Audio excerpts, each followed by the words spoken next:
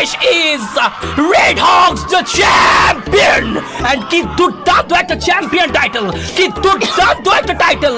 এবার ই sports world cup wait করছে বাংলাদেশের চ্যাম্পিয়নদের জন্য।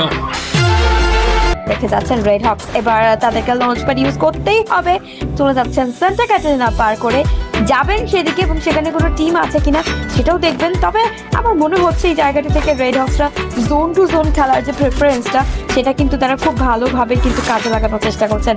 এবার রেড ওয়ানদেরকে দেখতে পারবো, ঠিক সামনেই টিআরই অপেক্ষা করে আছেন এবং আমার মনে হচ্ছে এই জায়গায় রেড হকসরা তাদেরকে কিন্তু অবশ্যই তারা এই জায়গাতে একসাথে 2 থেকে 3টি টিমের মুখোমুখি হতে পারে। ফ্লিকার পেছন থেকে টিআরই দের উপরে যে অ্যাটাক করেছে সেখানে সারা দিয়েছে, তারা একটা নক অবশ্যই বের করে ফেলবে। 13টা এলিমিনেশন পয়েন্ট রয়েছে। আর এসকে ব্লেড যাবে সামনের দিকে, তার সাথে কুট্টুস কিছু দিয়ে হাঁটছে, কিন্তু তার কাছেও সেই সেম ওয়েপেনটাই দেখতে পাচ্ছি আমরা। কম্পাউন্ডের ছাদের উপরে উঠে গিয়েছে, ব্লেড যাবে ক্লোজ রেঞ্জে, ড্যামেজ দিচ্ছে খুব ভালো পরিমাণের, নকটা বের করতে পারবে ইজি। কুট্টুস সেই নকটা নিয়েছে। রেড ওয়ানের সামনে নোভা নাইটসের প্লেয়ার গুলো অ্যাটাক করেছে, গ্রেনেডে থ্রো করবে। অ্যালভারোর ক্যারেক্টারের মাধ্যমে গ্রেনেড 1টি থেকে 3টিতে রূপান্তরিত হয়েছে। ফ্লিকার পেছনে এসে ভালো একটা অ্যাঙ্গেল ধরে রেখেছে, জাম্প শটের মাধ্যমে নিজের স্নাইপার দিয়ে শটগুলো প্রোভাইড করবে। প্রথম শটটা কানেকশন পেলেও পরবর্তী শটগুলো আর কোনো প্রকার কানেকশন পায়নি। নেজাত একটু একটু করে পেছনের দিকে চলে আসছে, কারণ তার একটা অ্যাঙ্গেল প্রয়োজন, তার জায়গাটাকে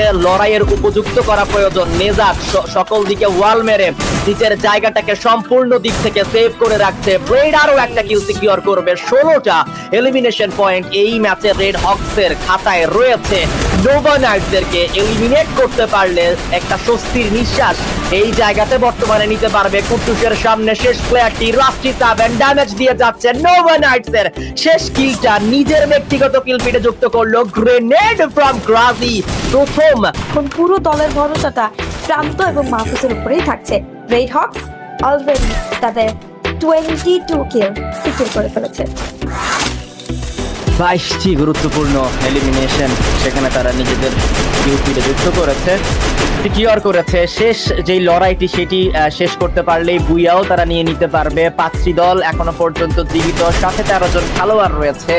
সামনের কম্পাউন্ড গুলোতে প্লেয়ারদেরকে দেখা যাচ্ছে। নিলয় গেমিংদেরকে এলিমিনেট করা হবে বিডি টপ 1-এর কাছ থেকে। আর এসকে নেজাত স্নাইপার টাওয়ারের হোল্ডিং পয়েন্ট ধরে বসে রয়েছে। ফ্লিকার কিছু বক্সের পেছনে এখনো পর্যন্ত বসে রয়েছে, সেইখানে একটা হার্ড কভার যেহেতু উনি পেয়েছে সেটা ছেড়ে আর বেরোতে চাচ্ছে না। অন্যদিকে টিটিক 77 কে দেখা যাচ্ছে অ্যানিদের কাছে সুযোগ রয়েছে, কারণ তারা সার্কেলের খুব কাছাকাছি। তারা যদি হোল্ড করে খেলে অথবা দেখে শুনে বুঝে খেলে তখন তারা শেষটা খুব সুন্দরভাবে নিতে পারবে। নক করা